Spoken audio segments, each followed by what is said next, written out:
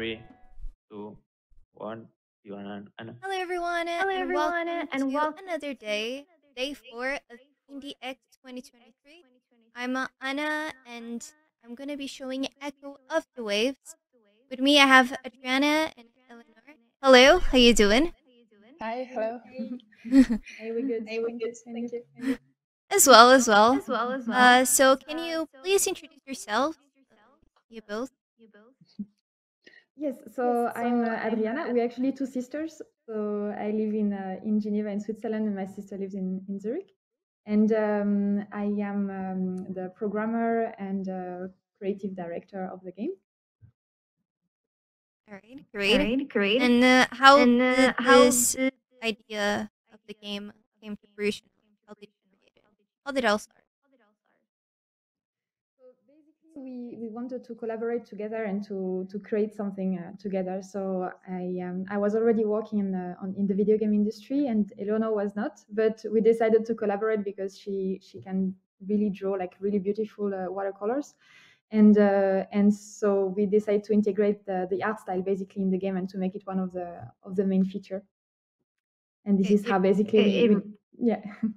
Yeah, sorry. Yeah, sorry. Continue. So this is really like how it began, and based on the art style, we explored the way that through the gameplay we could emphasize it and have something that is very consistent, coherent, cohesive together. Yeah, and that visual, they're definitely very present in the game, and we can jump right into a small demo. Uh, it is gorgeous. It is very unique, and it's very interesting that with my mouse just does this effect. Was it challenging to do this? No, actually, no. It's because so we work with Unity, and in Unity in the game engine, all these visuals are basically layers. So there are actual layers in the scene of the game.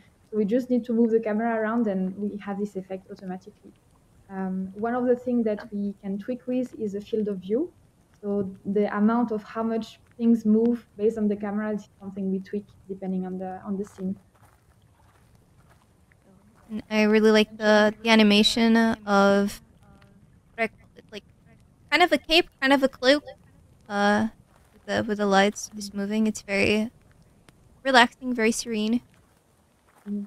What can be challenging in terms of art style with this camera movement is that when you move the camera, you will see things which are actually hidden behind, which is also something we can play with in the gameplay and like might find objects hidden behind, but also then you have to think about everything, every detail, like nothing's hidden, like there's no backstage, you will see everything. So yeah, Yeah, that can be challenging.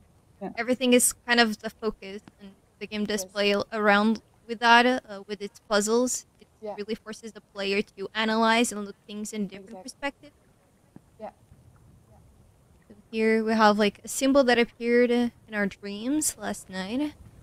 We should look for it, and we should listen to our instincts, observe, and sing along.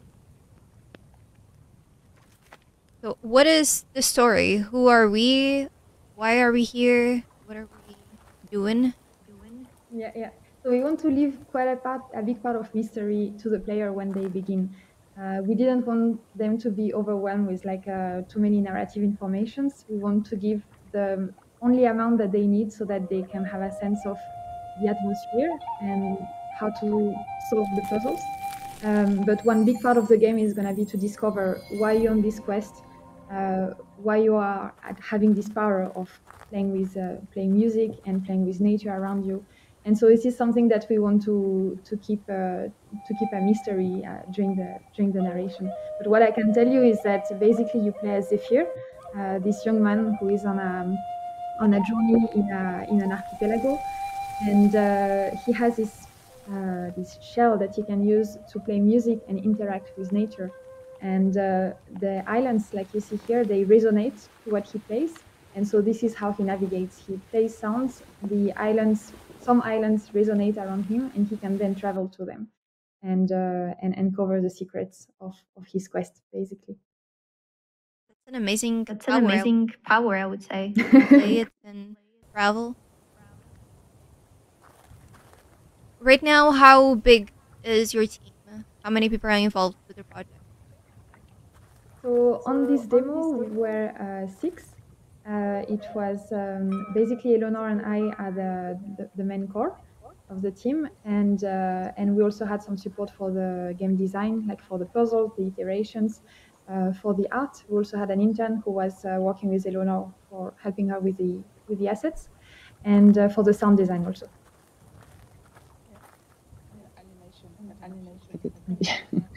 Yeah, because it's a really good animator who that's exactly what we need. So it's a very big part of it.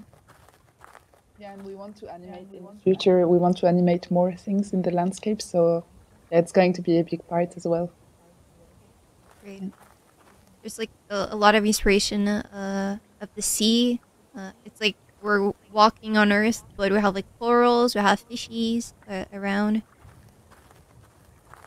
Yeah, so actually it can be confusing. You might think you are underwater, but you are actually on the on Earth. I mean, an imaginary Earth, but yeah, it's all inspired by water landscapes, and then now we are working on this first archipelago, which has 3 islands, and it will have a bit more, which are all on the theme of corals.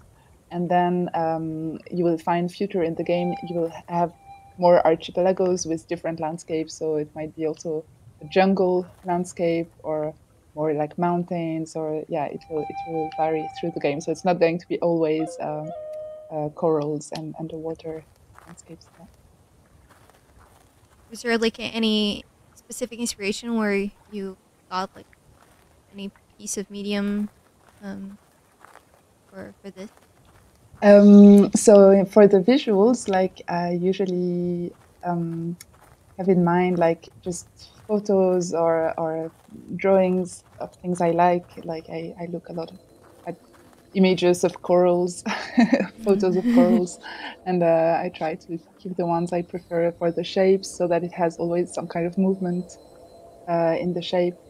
And then it's also a lot of imaginary drawing made out of like just memories and just playing with the shapes. Mm-hmm. And then like both of us, like we always loved like pop-up books since we are kids. So for also this idea of the layers, we are really inspired by children books and especially pop-up books, where you find these layers. And then yeah, we also are very big fans of Miyazaki and yeah, all the Japanese art as well. So this is also an inspiration with the ink and yeah, ink painting. Yeah. Very fluid drawings, both with the watercolor and like just the lines, the outlines, they're very fluid. Yeah, and this is also something because we wanted to make a video game, but also some kind of experimentation.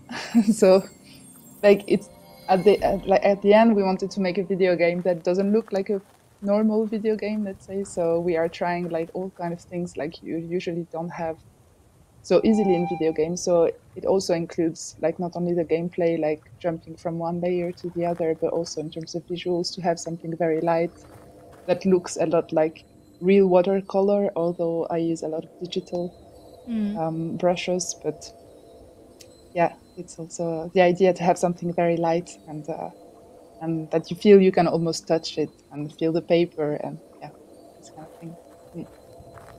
Something that was quite a bit because we had a first version of the demo where the environments were much more crowded and we didn't give enough space for the white space, for all the white space in the sky and in the surroundings. So we had many iterations on the art style and how we find this balance of what is the environment, the settings, and what is a part of the negative space, all the white space that is not painted, or maybe just some light touches of watercolor painting, but we don't want the player to feel too overwhelmed. And this took us many iterations to find this right. But we're still working it. It's still a work in progress. The like negative space is always important, and even more in a game where you actually have to analyze your environment to do like the puzzle. It is good.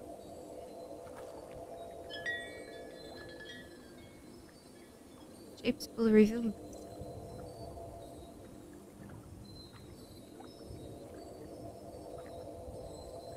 It is very interesting that you mentioned the pop-up book, because now I definitely see it. I didn't even think about it, and yeah, you can see it. The little thing that you have to pull, and then you have effects on the environment. I don't know if you know what I mean, like, and then you put something and you have a surprise appearing. And I remember when we were kids, we loved it so much. And our mom was also designing some creative things like this, and so it really inspired us, I think. I don't know if you've seen like this for the scenography in theater. They use like these mock-ups, also like where you have also these different layers, and it's like in depth.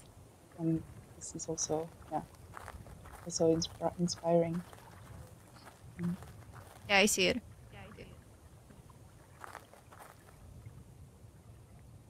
And here, yes. I really like this idea of traveling from layer to layer.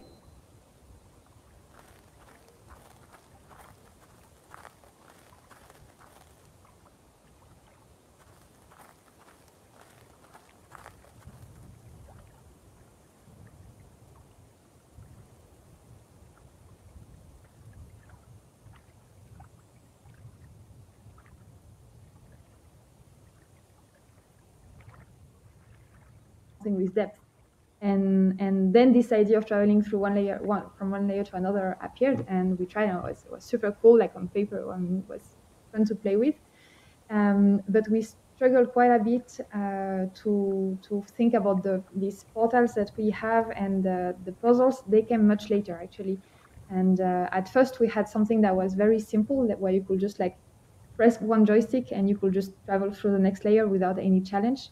But we got feedback that we could probably push it further and really try to have some puzzles that take advantage of that. And then came the idea of like, you have to combine elements from different layers to create shapes, and then so these shapes will not be so obvious. So you really have to look around and find them and see what you can align. And this is basically how we had the idea of the portals, that you have to find these shapes, and then you can travel through the layers. Is it challenging to create like a puzzle like this?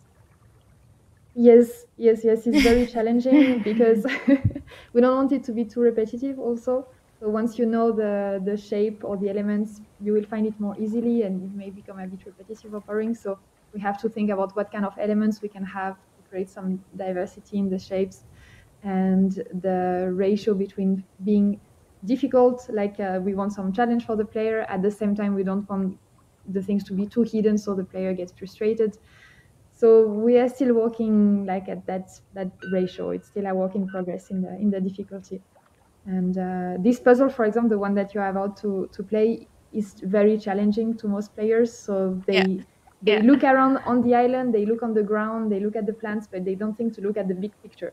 And that's why we added the little hint, the text, where we say, okay, you have to reach for the height, so you have to go on a place that is very high. And that helps a bit. But even then, most players they look they move the camera, but they don't see the shape. And then we tell them, look, it's right in your face. It's like huge. And, it's always very nice when they find it. Yeah. When I played the demo for the first time, I was definitely a little bit lost here, and then I went here. I was like, why does this zoom out? And then I looked, like, all right. And also, I think that helps is that whenever you're like in a place where you can do like the power, let's say, you have the icon flashing, so you get a hint that it's around there. Yes, absolutely. Yeah. We are also thinking maybe to have like one version with more clues, like maybe for younger gamers. And then like a more difficult version where you won't have all these little that you can activate if you want in the options, something like that. So players don't get frustrated, really. If they want help, they will get it. Yeah, like an accessibility accessibility option. Yes, yes.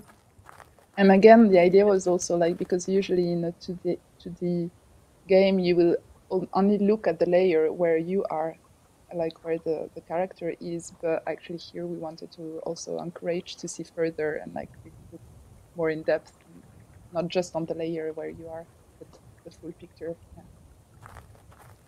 Yeah, always analyze the big picture. Mm. Is this already like the beginning of the game, or is it a demo, kind of like a teaser to the full experience, but not exactly the beginning of the game? Yeah, exactly. It's more like a teaser. So this was for us a way to challenge ourselves and to see, can we do like several levels like that with those puzzles. And the full story is not fully fleshed out yet. So probably the beginning of the game will change a bit. So yeah, in terms of the order of the layers, this island may appear a bit later in the game, or there will probably be more cutscenes and more narration in between islands, also to tell you more about the story of each island, these kind of things. You know, like more or less how long the full game is gonna be, or is it too early to say? I think it's very early, but we aim for something between around 3 hours. So we really don't want it to be too long. It's more, it needs to be a short and sweet experience rather than something that drags for too long. And it also comes from the fact that myself, I prefer games that are shorter, on the shorter side, simply because I don't have that much time to play anymore. And then I prefer to be able to enjoy a game and just like think that I can finish it like at least below 10 hours. Otherwise, it's it's too. I know I won't have the time, so I get discouraged. Yeah, like a one sitting experience, kind of like you sit down, you read like a book, watch a movie, and you can play a game, and you're satisfied. That's it. If it will leave you wanting for a bit more, and then that's a good feeling that we can have.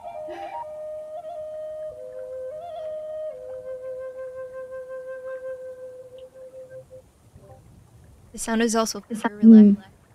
Both like the environmental sound, the small tunes you hear. I was going to say we are also working now a lot on the sound and adding more melodies. Adriana is also playing piano, and we are trying to include some piano melodies also in the game. And yeah, the sound will be quite important. I mean, you are playing a musical instrument, so Yeah. it's really like in the center of the game as well. Yeah. And you are self-publishing the game, correct? This is an open question. So we are currently having interviews with publishers and discussing.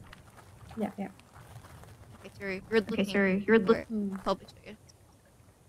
Definitely what's around, and we are lucky that we got some funding from the Swiss government, so we have enough to like sustain a good part of the production. But always good to, for the marketing in particular, it's difficult to do everything ourselves. So yeah. Marketing an indie game, even though like nowadays there's multiple platforms, it's still very tough, and there's a lot of competition. Are you like scared of it? Are you excited because of the challenge?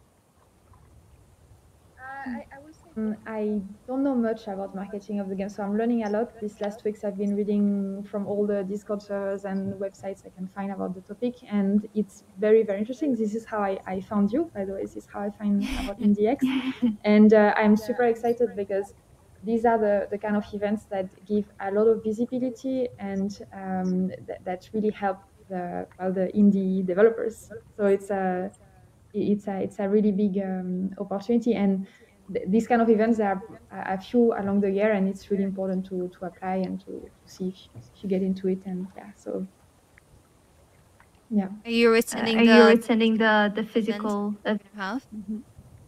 Yeah, Adriana. Yeah, But I will be in Portugal. Yeah. Okay, great. Okay, great. Yes, you will be too.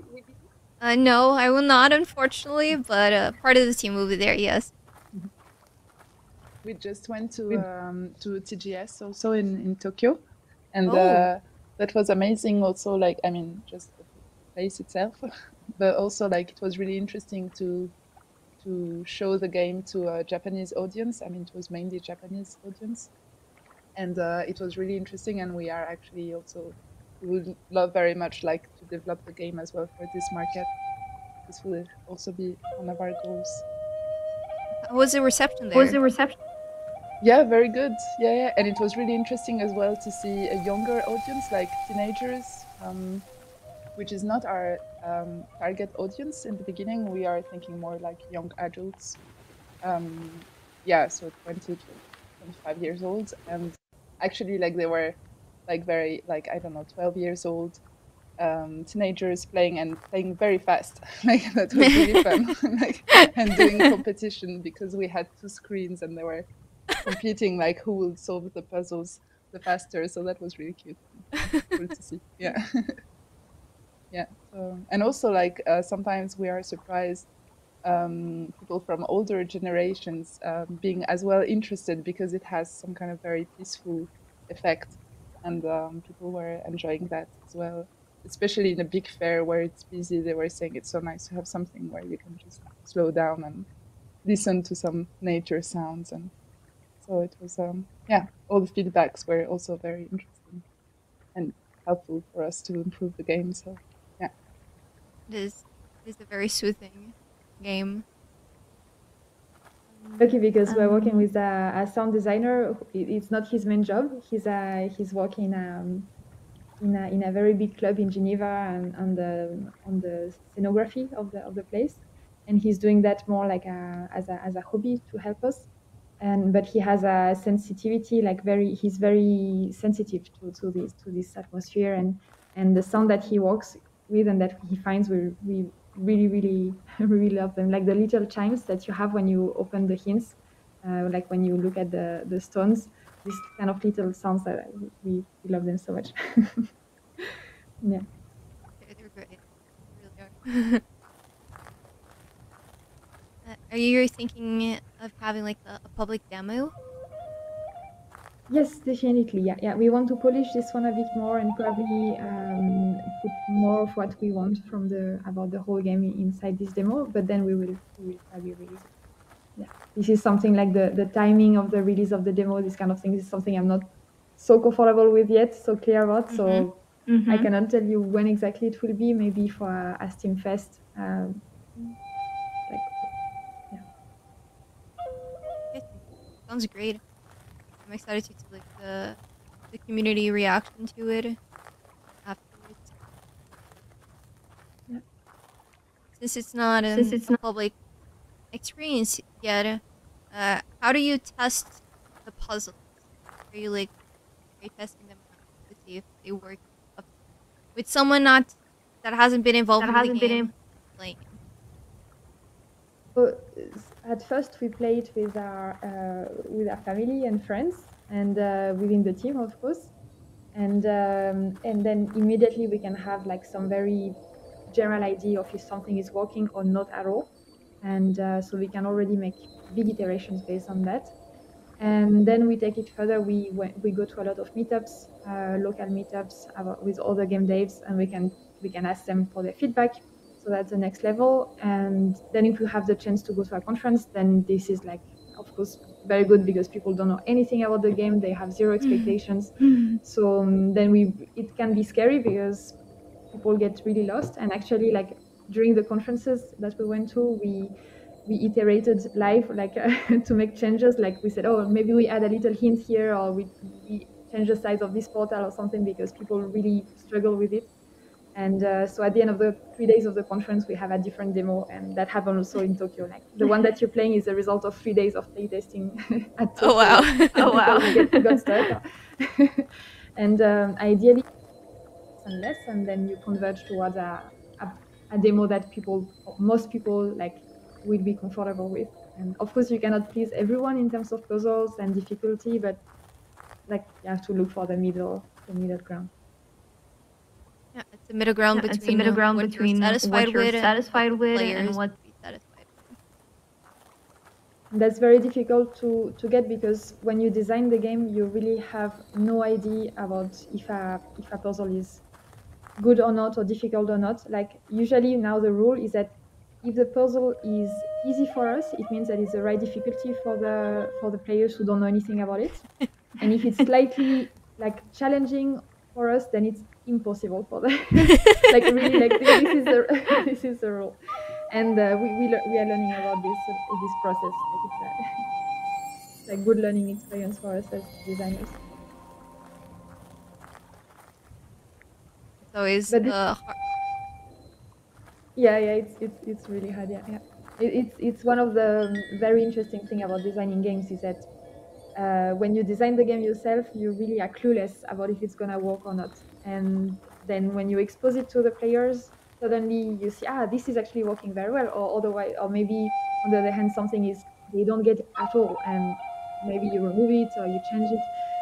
But it's very humbling as an experience. When you're designing Yeah. something, your eyes are always biased because you're creating it. Yeah. What would you say it's like the hardest challenge developing the game? Developing the game. I think it's gonna be to design the puzzles, the environmental puzzles. We want to have more mechanics like these portals.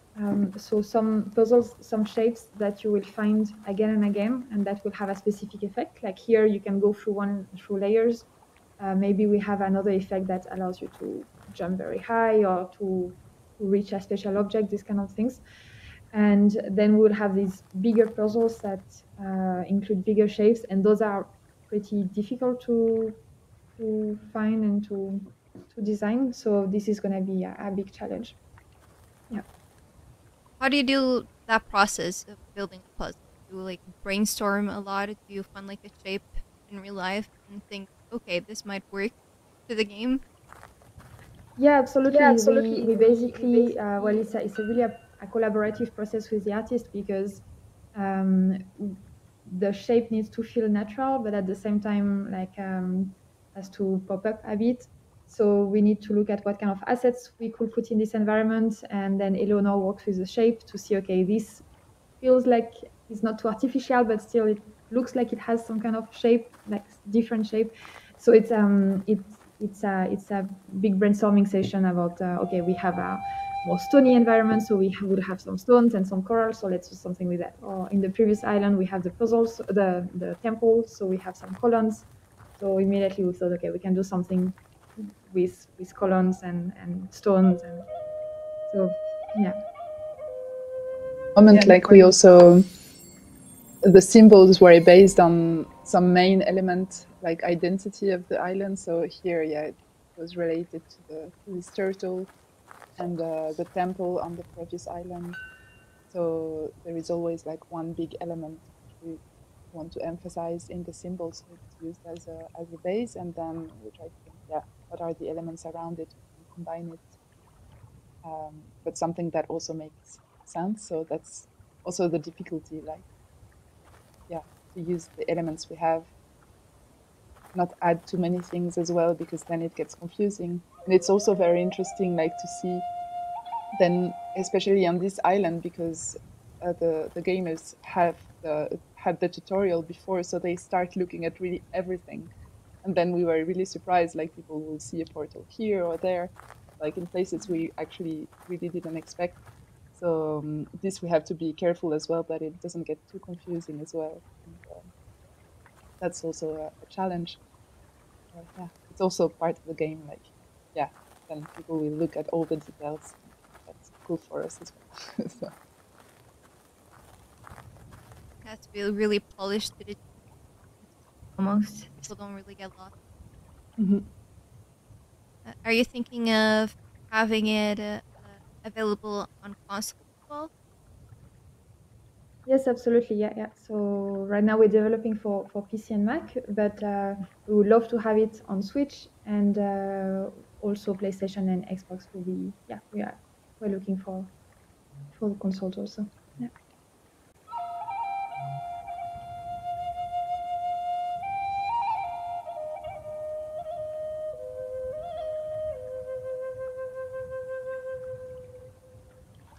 Is there anything that you would like to add, to say about the game specifically? But we look forward to people playing it and to any feedback. And yeah, that's the best part, when you see people playing the game. So we look forward to it. And we are now working on other islands with different landscapes, different atmosphere. Also, maybe some islands which will be longer, some shorter, more like bonus islands.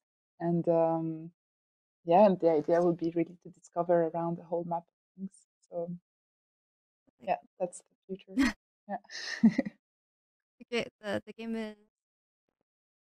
like, with the small demo, I already really want more. So I'm very excited to see how it develops and how the finishing product is. I'm excited to play when it's released.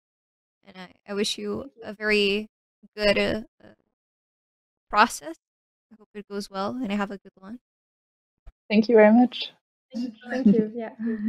Right. So thank you, and stay tuned, everyone, for more sessions during the whole day. See you next. Bye.